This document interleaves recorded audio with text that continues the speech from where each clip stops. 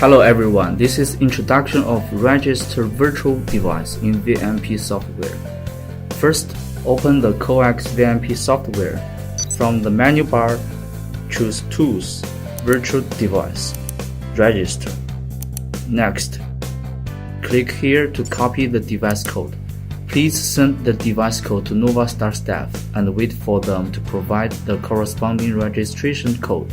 Click Import Register Code. Select the registration code file, LCS, in the pop-up window and click Open. Next, click Register.